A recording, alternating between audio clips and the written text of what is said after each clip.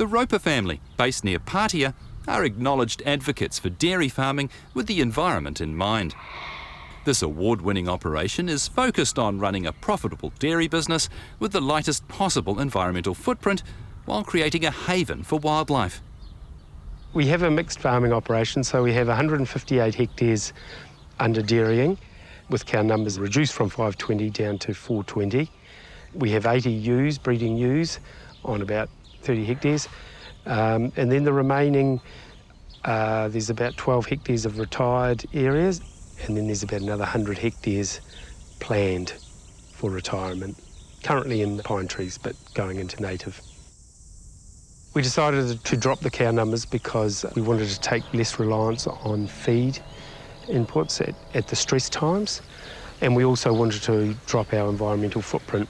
It was a big ask at the time, and we were thinking, oh, production will suffer, but we took out the lower 20% couch potatoes and left the high breeding worth and high PW cows, and production actually has gone up 28%.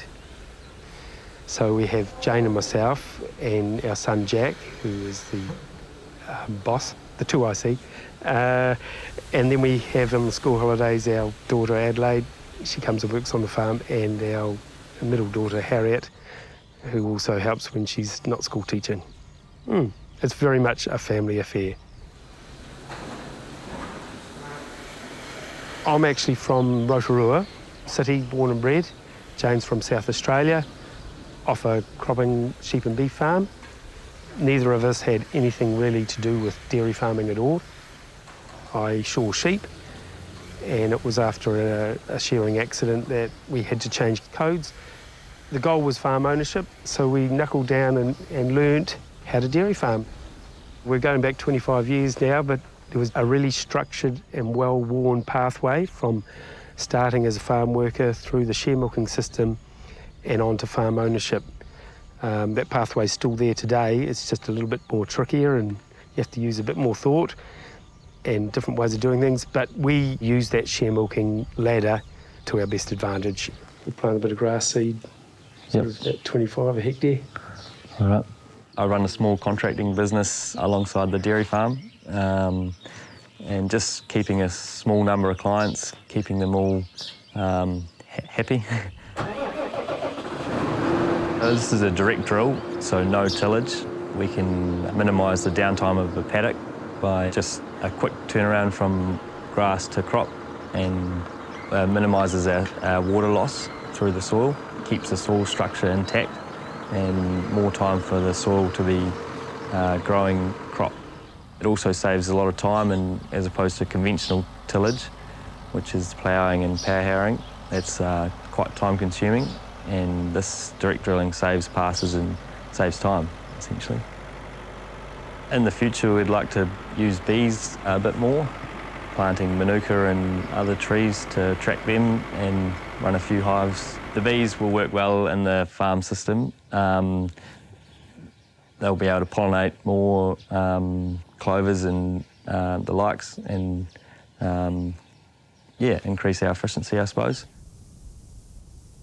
We're at the back of the farm, and this is the exciting new project that we're going to be taking on.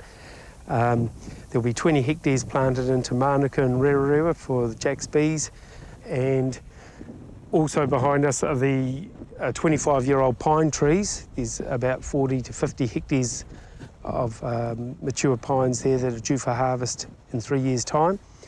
Once they're harvested, we'll plant that in Rerewa and Manuka. So the entire bee block will be close to 120 hectares. The lake was built in 2014. It's 7 metres deep, covers over 2.2 hectares, and we've put it into a management plan with an independent hydrologist, and it's formed part of our farm environmental plan. And it's really exciting. We've named it Ohurai Lake after the area, and it's exciting to see the invertebrates coming back. It's exciting to see boatmen. We test for phosphorus, nitrates, sediment and clarity, and dissolved oxygen. And we're seeing those levels over the last 4 years all decrease, and it's amazing how fast things are improving and coming back into the lake. Yeah. The ground cover is good. Yeah, some great fungi. We are in our 2.2 hectare piece of native bush which is behind our house. Who would think that just beyond here is a dairy farm, and it's just a real delight to be in here. Our children, along with a little bit of help of Damien and myself, have made this boardwalk. We haven't quite finished yet, but it will be about 1 kilometre in length. When we first arrived on the farm, it wasn't fenced, and we've fenced it and just noticed such a lot of regeneration. The ground cover is amazing, and the native birds are really coming back. Our vision is to demonstrate that you can run a tidy, profitable and efficient dairy farm alongside the environment without any negative impact. When I think about farming environmentally, I think of enhancing and protecting, as well as leaving a meaningful legacy for our children and next generations. We have an open door policy, so anyone can come and see what we're doing. Anyone can come and enjoy the plantings that we're doing, or the flora and fauna that they can find, and there's plenty of it.